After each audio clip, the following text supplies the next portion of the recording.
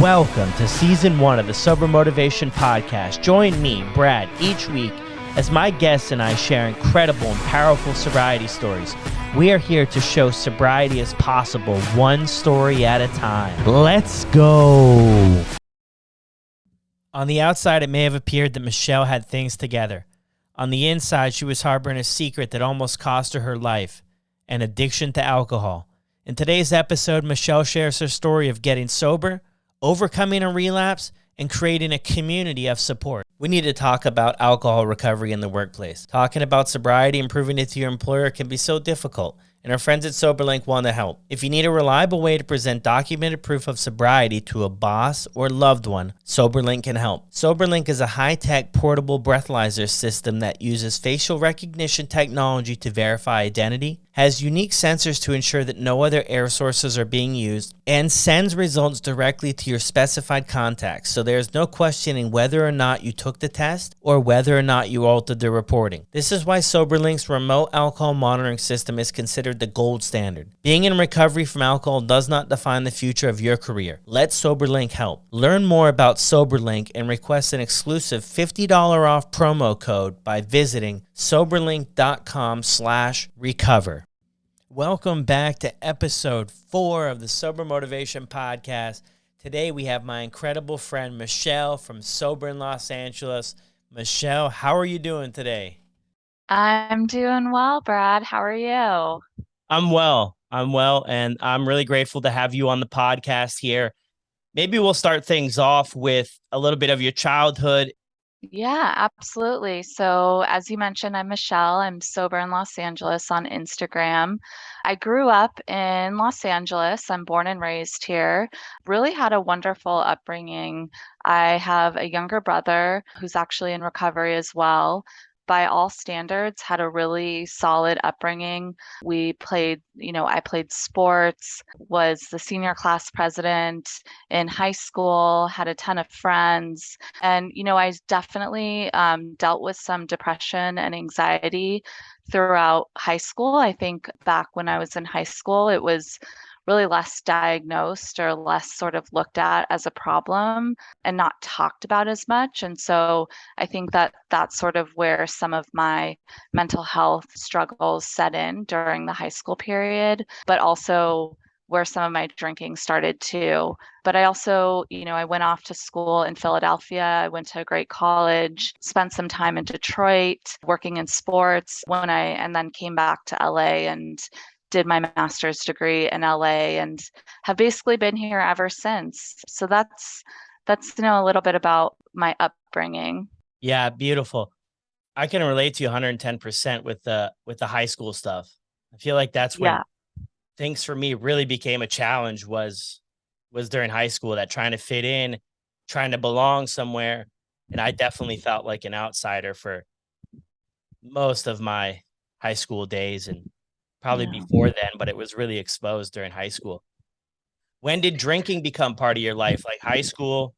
Yeah, very, very casually. It's so interesting because I know that so many people have pressure from their parents to really succeed in high school.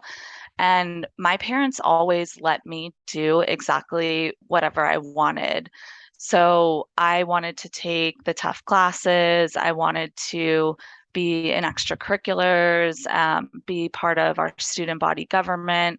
And so I really put a lot of pressure on myself. But part of that was that even despite having at the time undiagnosed depression, I wanted to have some sort of school life balance and started drinking casually at parties in high school.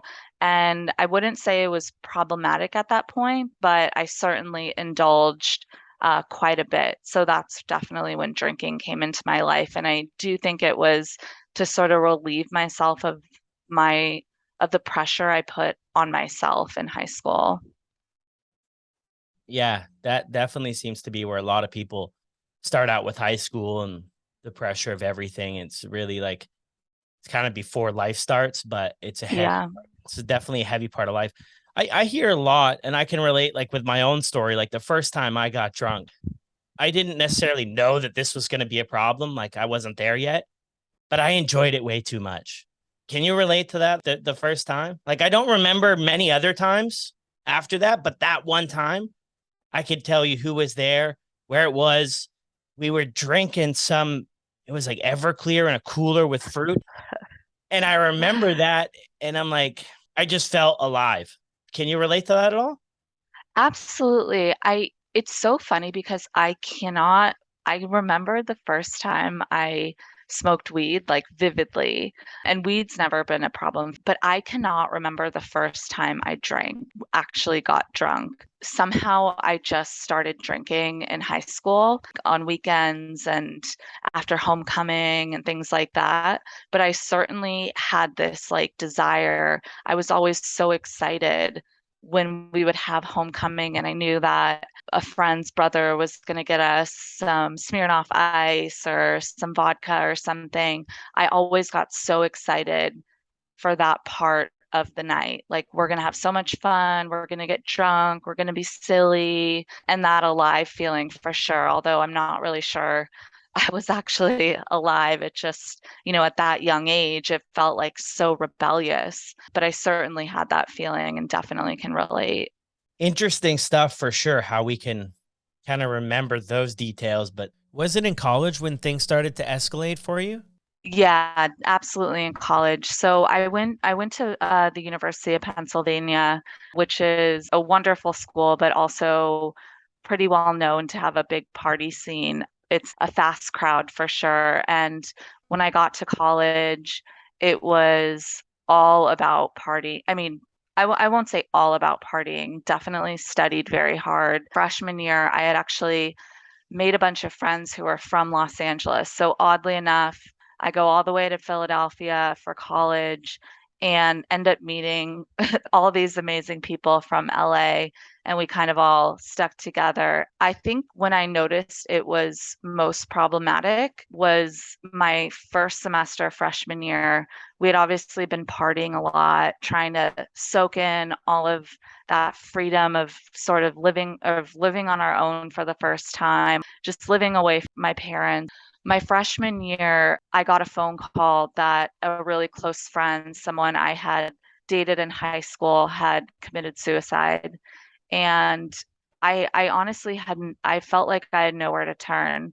As I mentioned before, it seemed to me in high school, I didn't really have the resources to cope with depression and anxiety like I do now. When I got that phone call, I remember just not feeling like I had anywhere to turn. And I'm sure that there were mental health resources on campus. I just wasn't aware of them. And so instead of really dealing with that grief and that trauma, really understanding what had just happened, it was like I was a zombie. I was going to classes, hysterically crying, laying in my dorm room, listening to the same songs on repeat, and then at night going out and drinking and ending up a blubbery mess by the end of the night, just either being blacked out or sobbing somewhere.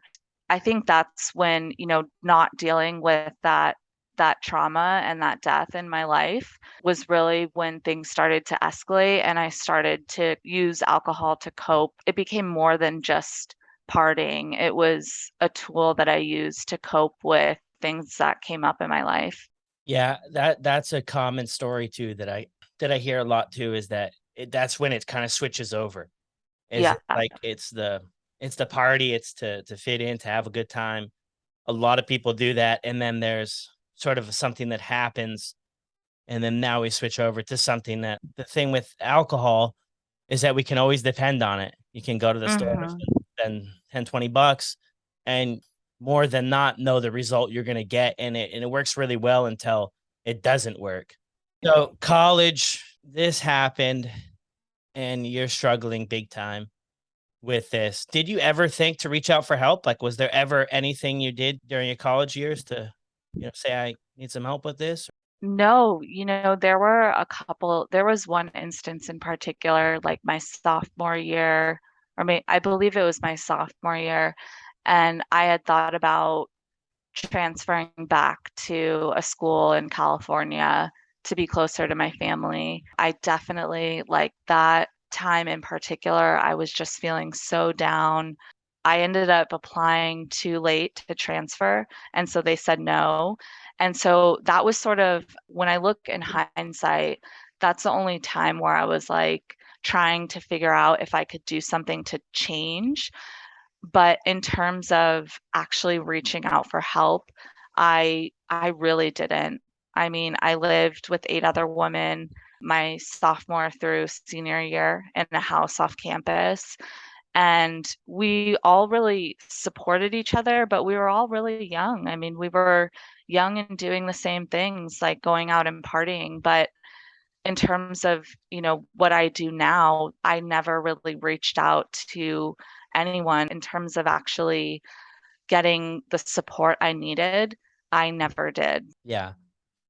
I think that's the thing that, we get stuck in sort of this cycle of things, right? Did your family know Yeah. what was going on? No. They knew that I certainly had ups and downs, but they were so far away. And I think that they noticed a little here and there, like when I would come home for breaks, that maybe I'd come home like a little drunk from seeing my high school friends when I was home from college, but they had absolutely no idea. And that sort of became a pattern for me when we talk about in my late 20s, early 30s, when it was time for me to get sober. My parents really had no idea how bad it had gotten, and at certain points thought I wasn't drinking and didn't know that I was drinking again. So I became very good at hiding it from them. I think my my friends were always the ones that knew, obviously, because they could see me partying. They saw sort of the fallout from certain things that had happened. We do a really good job at like hiding it. We don't want to point it out to people. We don't want people mentioning that this is a problem, because then maybe, just maybe, we'll have to maybe do something about it. And we don't Right. necessarily want to at that point. What about after like college? Now you're out into the real world. There you The go. quote unquote real world of my 20s. Yeah, no, so I mean, I mentioned to you I went to Detroit, I worked in sports, and it was very much, working in sports is very much there's a big drinking culture, especially because we're working so many hours for, working games, and so working game nights, working all day, doing events outside of the games and such. And so we'd always go to the bar after, and I think it became somewhat normalized because it was like everyone was drinking in college, everyone was drinking when I was in Detroit, partying a lot. When I came back to LA in grad school, we were doing projects, doing our grad school projects at the bar. And so, yeah, it just sort of continued on through my 20s. And I think that I was maybe, I was still doing really well in grad school and sort of setting up a career for myself, still doing just fine at work and in school. But the weekends, and the weekend, when I say weekends, it was probably more like Thursday through Saturday, sometimes Wednesday through Saturday. I was just finding myself partying those nights. And it certainly got to a much more scary point in my late 20s when I started to mix in Xanax with drinking. And so that's like when it got really bad. I will point out I have had chronic migraines and headaches for as long as I can remember. And I dealt, in as my 20s went on, I dealt with that sort of in this horrible cycle of, having headaches, thinking that I could get some relief by drinking a little bit.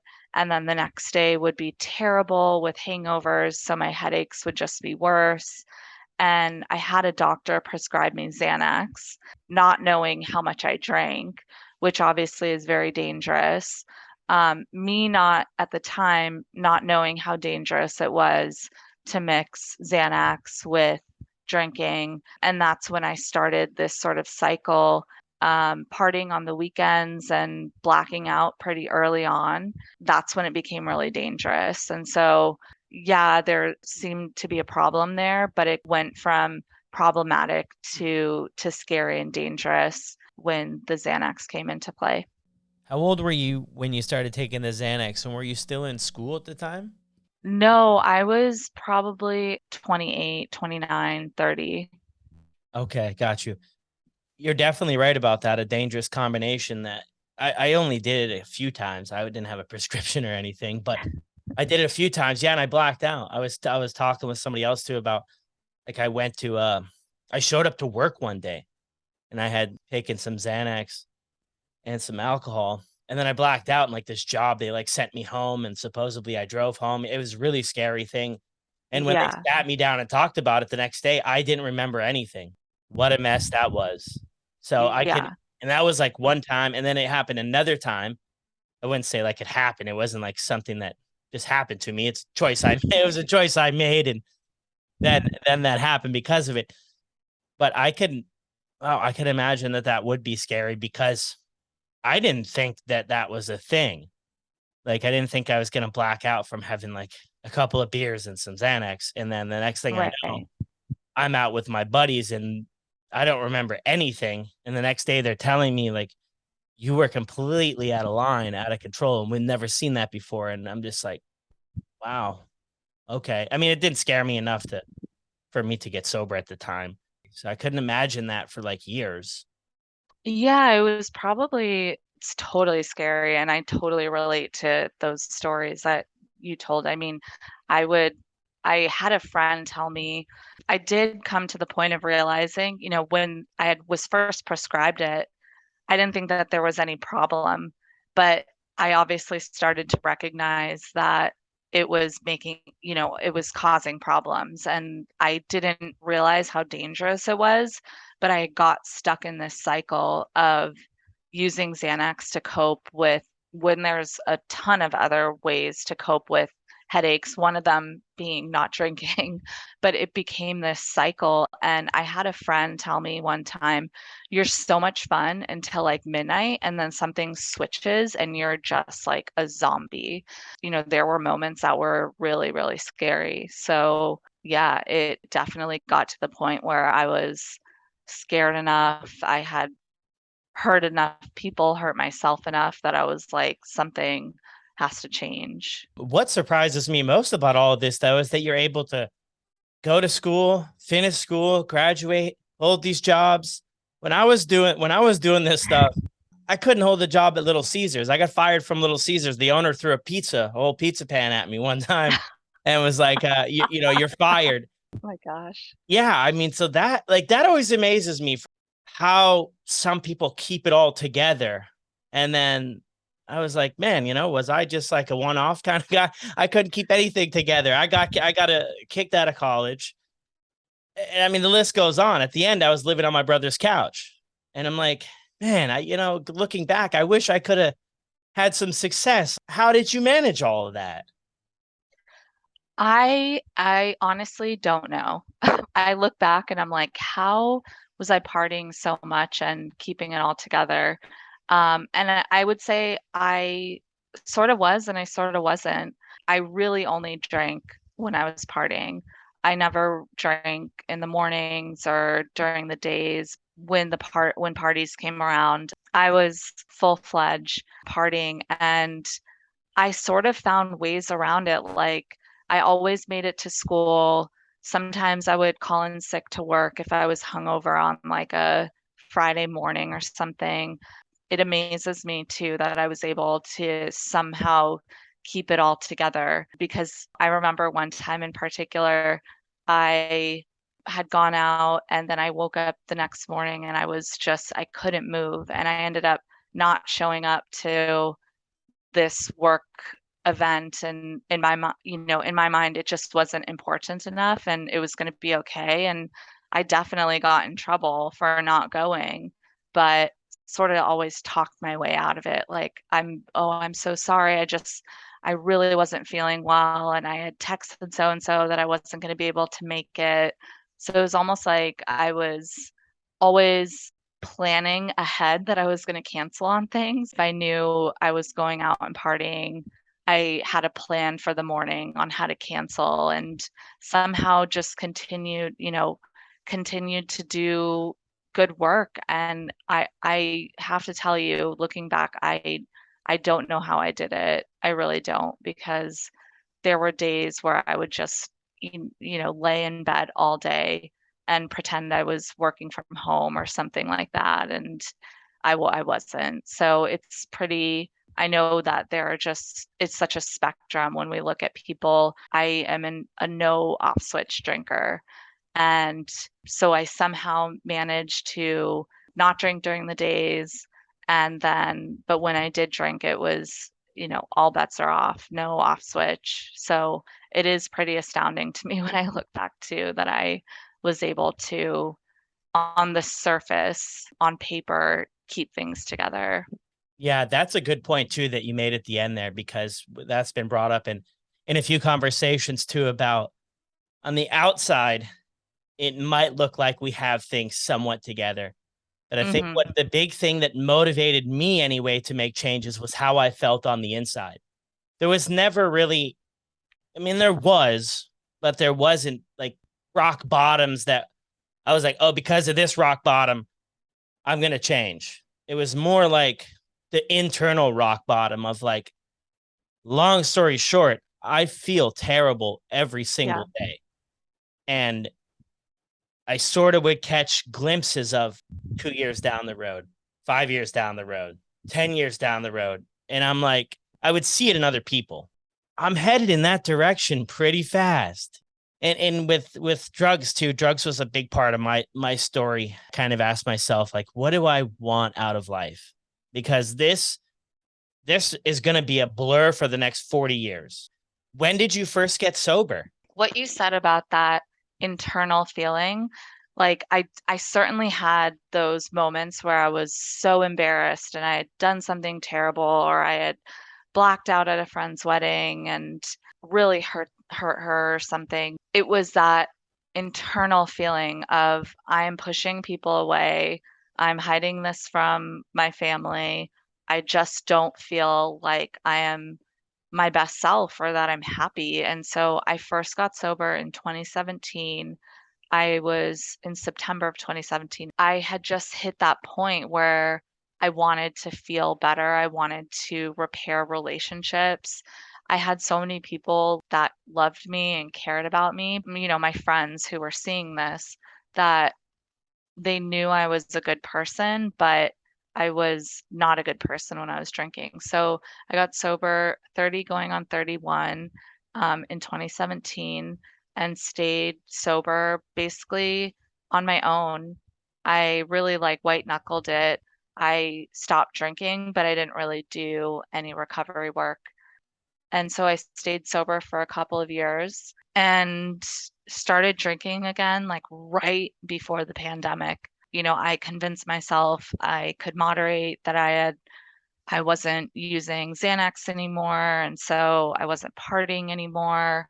I can go on dates and have a drink, and that's when the floodgates opened back up. So, those 2 years I think were really important to show me that I could live without alcohol, but I wasn't, like I said, I wasn't doing work on myself or finding the support I needed to really feel like I could flourish without drinking. And I think that it just got stale and I wanted to let alcohol back into my life. And I'll spoiler alert, that did not go so well.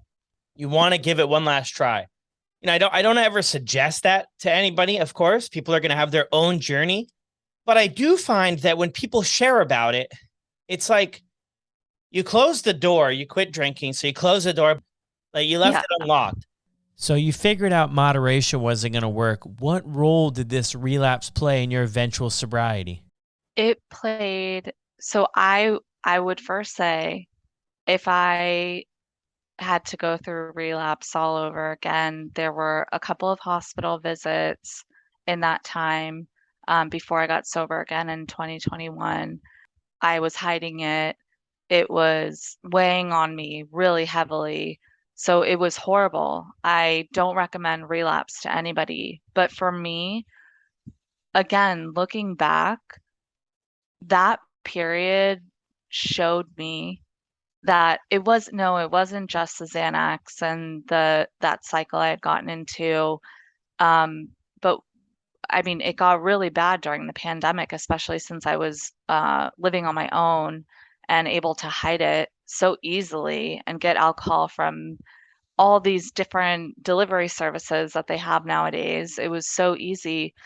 Looking back and where I am now, it was so necessary because it showed me that in those 2 years where I wasn't drinking, I wasn't doing any recovery work and I had zero sober friends. I know a couple of family members who are sober, but I had zero sober community, zero sober support. Call me a dry drunk if you want during that time, that's fine.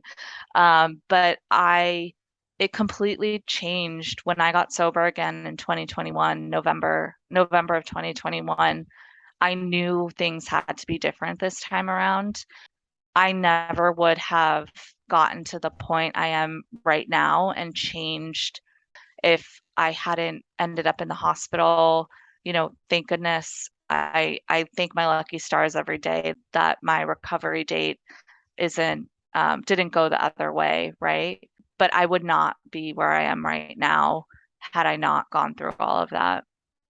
Like, what do you take away from that relapse? And I'm thinking two things here. A big part of your story, from what I've heard, is like you're partying, you're out social, drinking, partying, but the pandemic hits here anyway, where I was at, there was no partying. So No, what changed? And what was the alcohol doing for you? nothing comforting me. So when the pandemic hit, you were spending all of your time at home drinking? Oh yeah, it was like a couple bottles of wine, not all the time. It got progressively worse throughout the pandemic. And there would be months where I would not drink at all because I knew like I was working from home. Obviously, I actually worked from home before the pandemic. So I think the biggest thing that changed for me was I had gone to yoga like almost every single day when I was working from home before the pandemic and sort of had this community. And then going from that to then just being home by myself all the time with my one dog at the time. I have two now.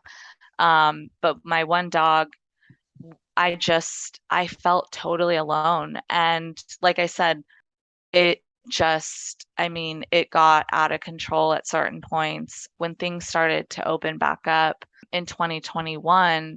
I was keeping this secret from a lot of people that thought I was still sober. So I was just sort of keeping it from people that, hey, I'm drinking at home alone and it's not good. But when things started to open back up again, I got very drunk. I passed out at my best friend's wedding in July of 2021.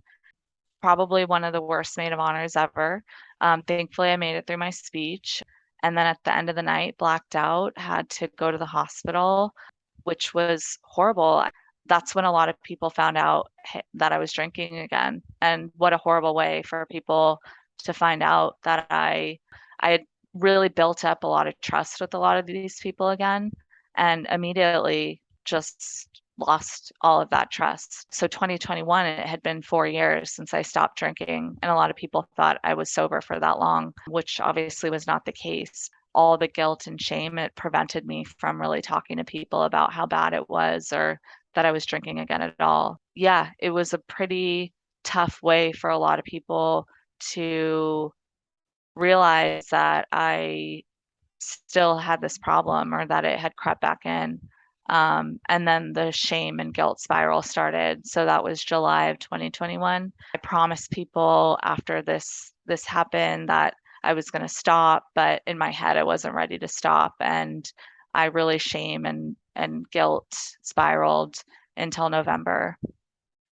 So the wedding was in July when you went to the hospital. Mm-hmm. Yeah. Yep. That's a big First hospital visit of 2021. I hear it a lot too about the shame and guilt, and I obviously can relate to that in my own story.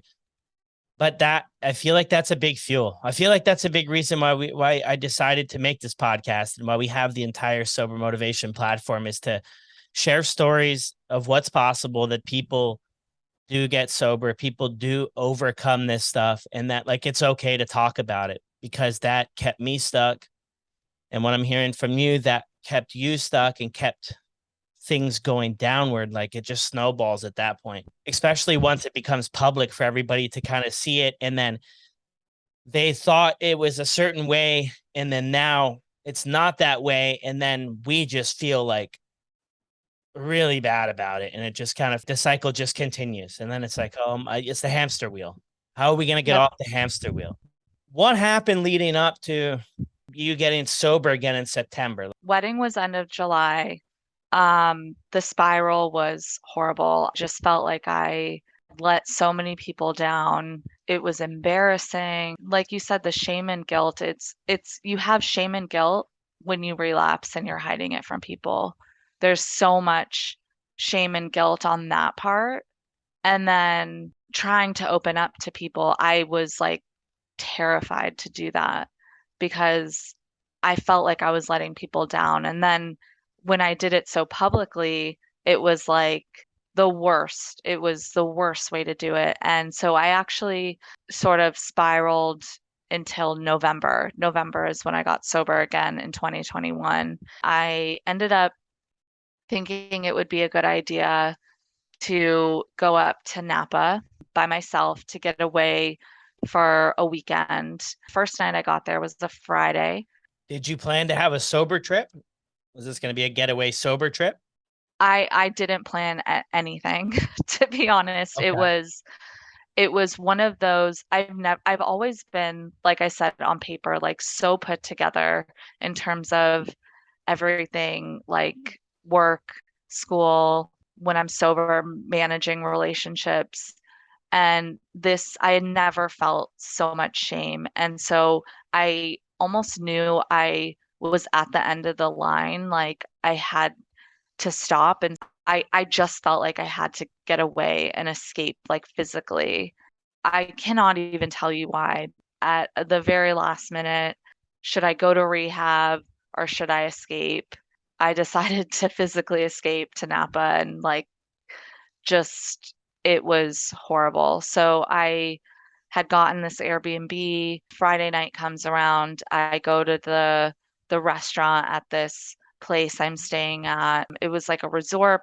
And so they had a restaurant there, and I just drank a ton of wine at dinner, decided to get some Grey Goose at the market. I don't know why. I was already drunk. I still like tremble when I talk about this.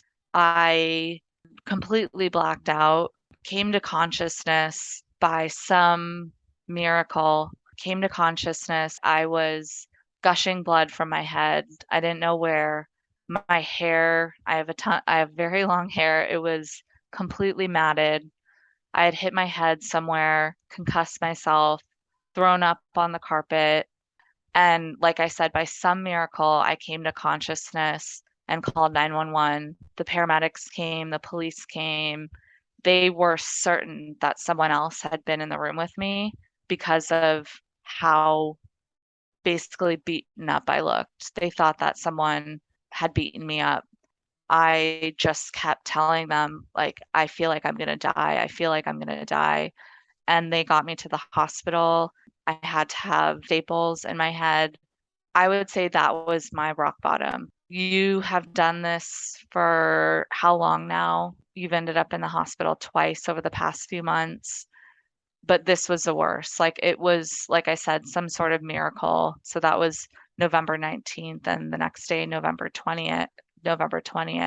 It was a miracle that that didn't go the other direction. It's hard for me to say, death. I feel like I narrowly escaped a situation that could have ended much worse than it did. I knew then that my recovery had to come first, that I had to be sober.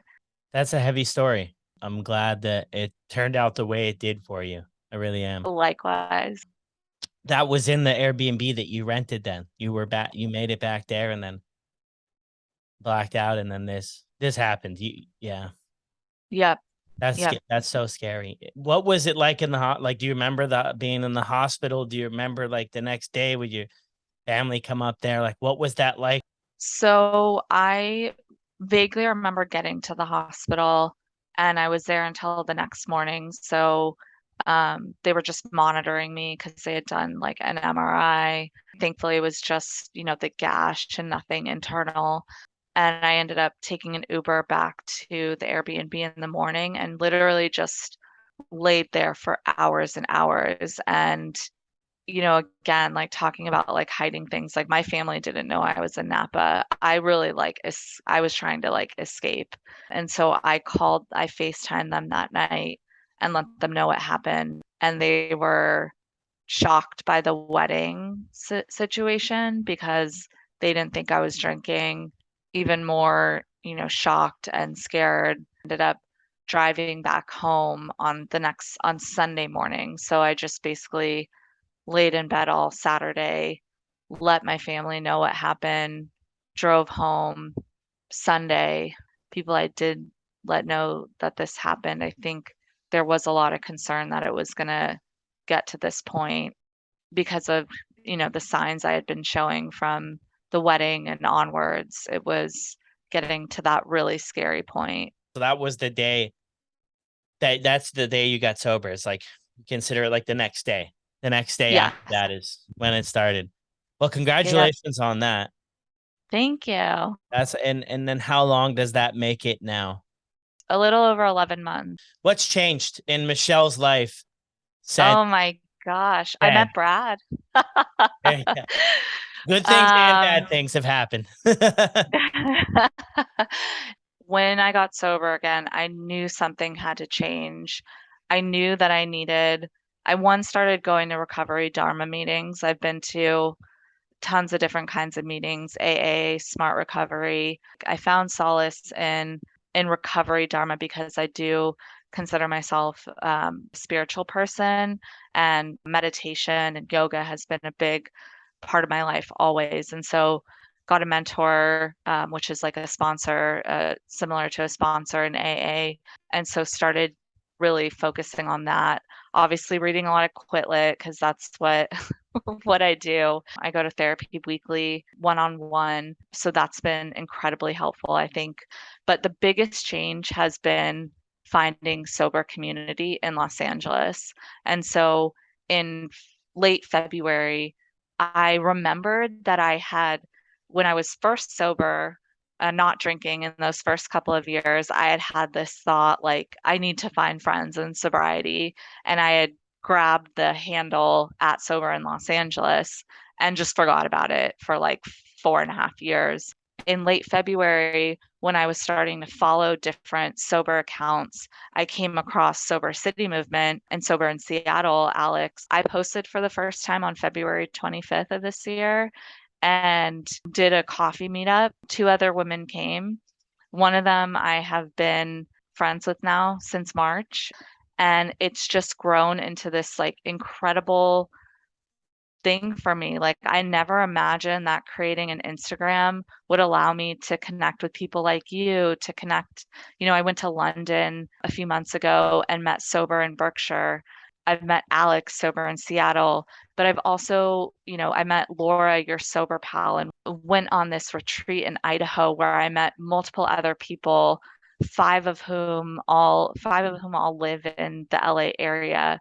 But our meetups for Sober in Los Angeles, we do hiking, yoga, coffee meetups. We did a comedy show with the Phoenix. The real change for me has been connecting with people on Instagram and in real life and creating these like true friendships through sobriety. This community, I feel so much accountability but also like strength in my sobriety because I've been able to open up about my recovery journey and recover out loud, as we say. Yeah, that's amazing. And I love everything that you do in the meetups and the connection because I think that's so important in recovery because a lot of people you hear when they share their story, when they're drinking or whatever it is they're doing, it's like everybody's doing it. If you see that red car, if you get a new red car, you see a red car Honda Civic everywhere. Everywhere.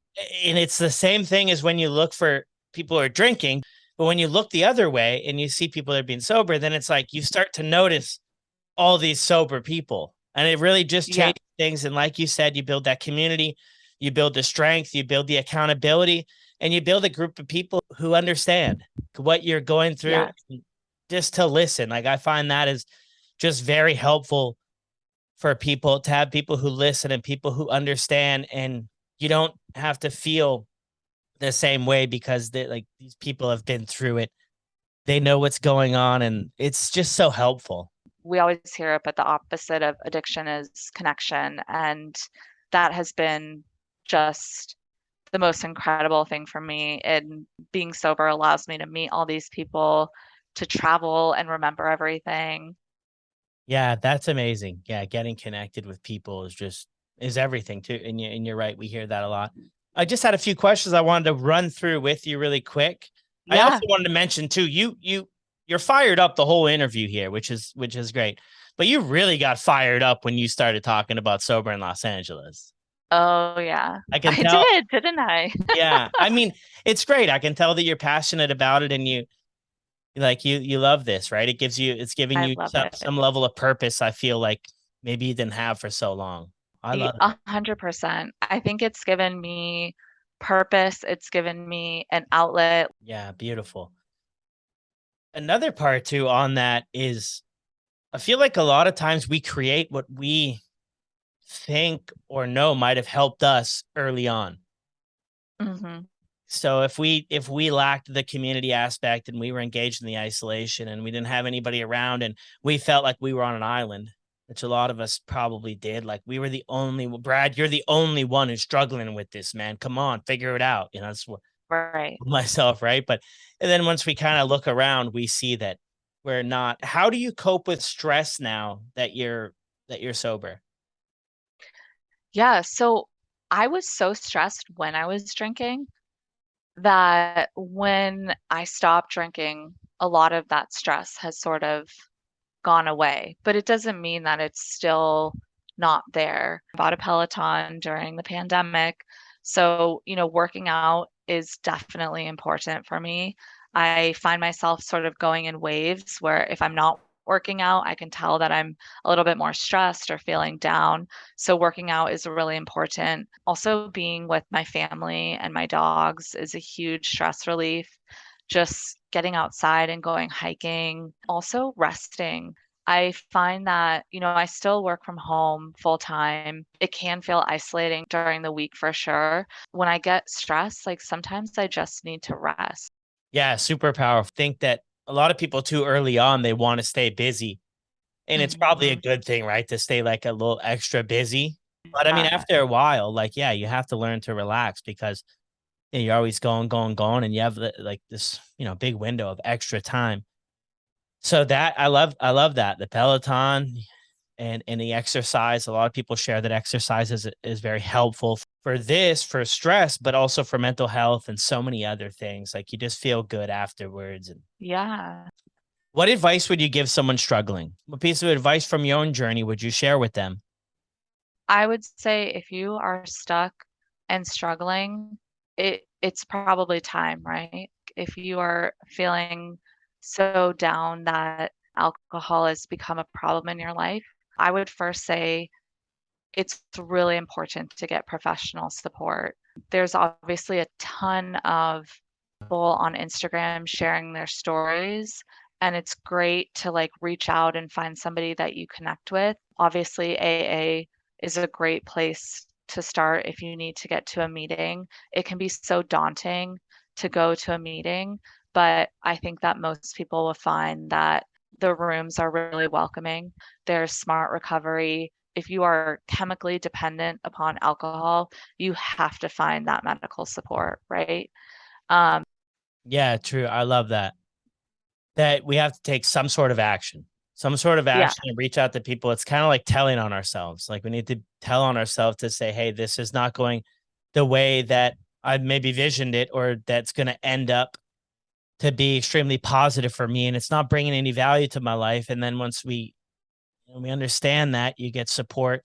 I also like the other thing you brought up earlier, what you used in your journey is books, is reading, having a better understanding of what's actually going on. And a lot of these books share different perspectives that are like really great to kind of get you thinking. Exactly. So when I got sober, I didn't mention this, but when I first stopped drinking in 2017, I read Alan Carr's Easy Way for Women to Quit Drinking. It was incredibly powerful. Wow. So, like you said, like there's so many things you could do. Yeah, it's a great umbrella. I know Megan put up this quote on the Sober Buddy page one time, which was actually phenomenal. It's like, you gave alcohol 1,000 tries. Why not give sobriety another try? I think Yeah, that's so important there. Is like, if one route or one suggestion you just don't connect with, that's okay, but don't let it end there.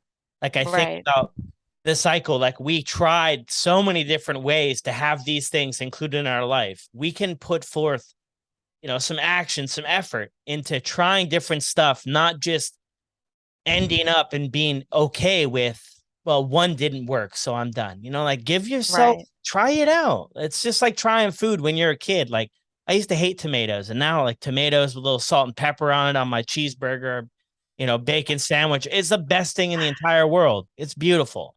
You got to try different things. This has been a great episode. I think there's a lot of stuff that people can take away from here, and I appreciate you and sharing this stuff. I understand it's not easy at all to do this sometimes, but I feel like this will unlock the doors for a few people, because this story, even though it's your own unique story, there's parts of it that thousands of people are going to relate to. So big thank you. Thank you for having me on. Another great episode in the books. I hope that everybody's enjoying the podcast so far. We've had some incredible guests. Be sure to leave a rating on your favorite podcasting platform, and do not forget to download the free Sober Buddy Sober Tracker app in your favorite app store. Join the Facebook group for some extra support and some community, and we'll see you there.